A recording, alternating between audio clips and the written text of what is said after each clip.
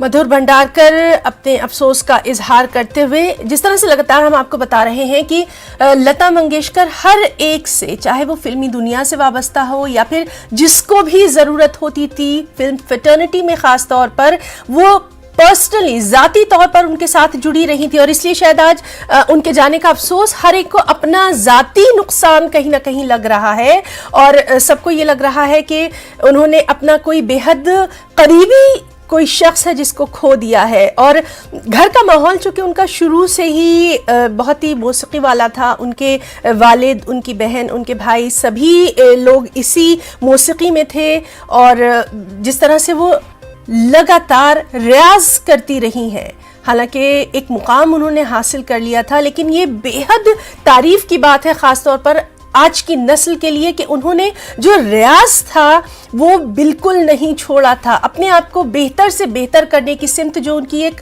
बहुत अच्छी एक हम सब के लिए वो नज़ीर है, और मांझने के लिए जो उनकी इतनी सुरीली आवाज़ जिसकी सब लोग तारीफ़ करते हैं, बल्कि हम आपको बताएं कि बहुत सारी ऐसी बैनुल-अक़वामी ऑर्गेनाइजेशंस हैं जिन्होंने हमारी लता दीदी के गले पर रिसर्च करने का भी सोचा था कि आखिर उनकी ये जो आवाज़ है ये इतनी सुरीली कैसी है।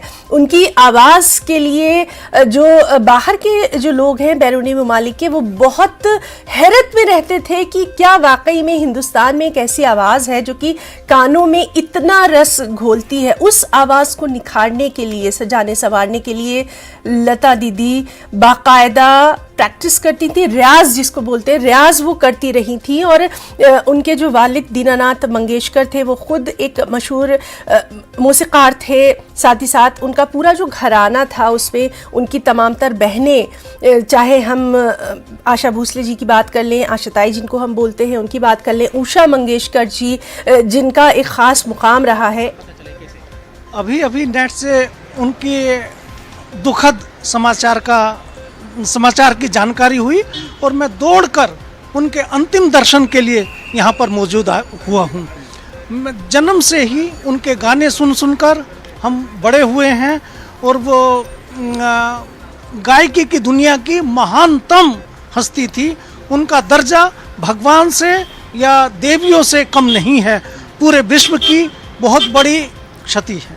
आज आप कब से उनकी गाने सुने, क्या कोई गाना बताना चाहिए जो आपको हमेशा, क्योंकि लता जी जो है बहुत बड़ी सिंगर थी, अपने आप में उनका नाम, उनके हजारों गाने हैं, कोई सा एक खास गाना मैं ऐसे नहीं बताना चाहूँगा, पर हजारों गाने सुने हैं और मैं सोते सोते भी उनके गाने ही सुनता आया। अब आप यहाँ पे आए हैं, आप क्या रुके, क्योंकि लता जी भी हॉस्पिटल में, बिना उनके अंतिम दर्शन के मैं नहीं जाऊँगा यहाँ से।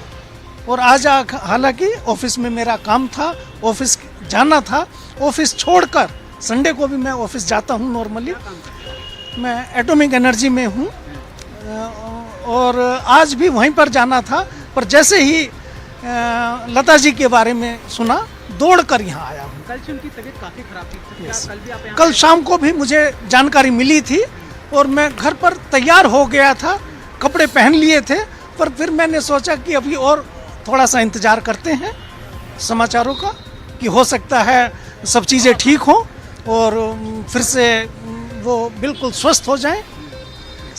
कल नहीं आया मैं, हमारे बीच अब वो नहीं रही, कहीं ना कहीं उनको मिस किया जाएगा।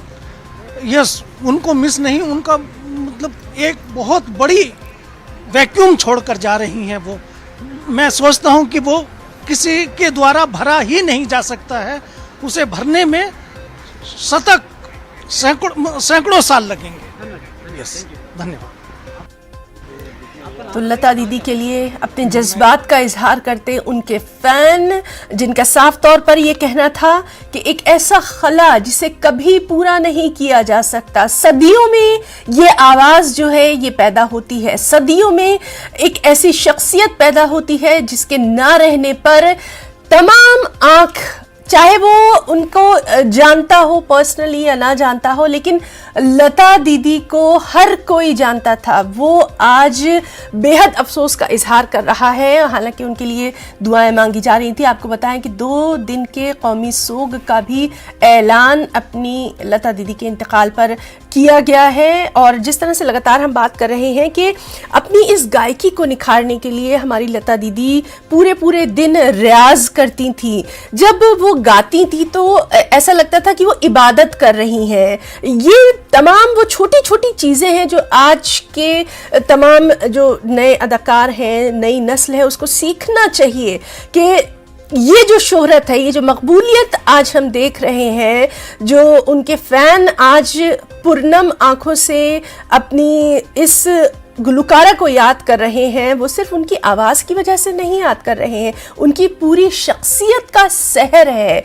लगातार हम देखते थे कि किस तरह से जो उनकी बहन थी आशा भोसले, वो उनके साथ हमेशा खड़ी रहीं। और फिल्मों में भी हमने देखा था कि दोनों बहनों ने अपना एक ख़ास मुकाम बनाया था।